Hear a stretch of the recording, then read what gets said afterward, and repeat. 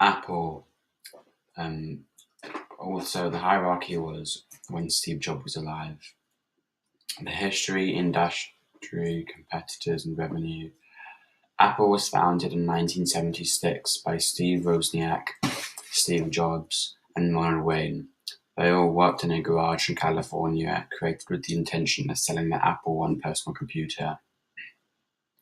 The Apple I barely qualified as a finished product, lacking any human interface devices built in such as a keyboard or even a case. Apple started getting bigger when it attracted the attention of a multi-millionaire, Mike Markula. By and large, the Perform series was just older Apple computers with a new coat of paint. In 1997, the company was struggling to make ends meet, with constant changes to management firing across the board and failed to counter Microsoft, who offered equivalent performances at a much lower price bracket. Apple decided to buy Next, Steve Jobs' firm that he had been working with since 1985.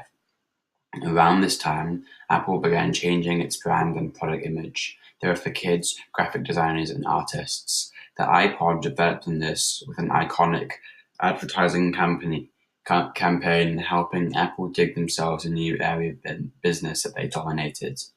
Since then, Apple's primary focus has been from the desktop computing to mobile devices. The iPhone and iPad quickly becoming very mainstream. Apple wasn't the first to develop a smartphone.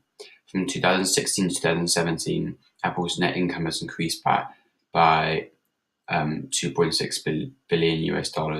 Today, Apple is still doing well, but in my opinion, they are releasing phones that are too expensive. They should also replace other Apple products such as cars. The CEO has education, experience, and length of working there. Timothy Donald Cook was born on November 1st in 1960. He is an American business executive and industrial engineer. Cook is the chief executive officer of Apple Inc. In 2014, Cook became the first chief executive of a Fortune 500 company to come out as a gay publicly. Cook also served on the boards of directors of Nike Inc. and the National Football Foundation. He has worked for Apple for almost 13 years now. Hierarchy.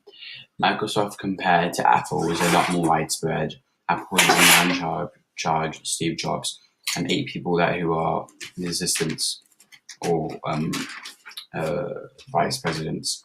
Then it spreads out. Microsoft has about the same amount of people in the company, except it is Bill Gates at the top of the hierarchy, and almost all the rest of the people are on the same level, as you can see on the right.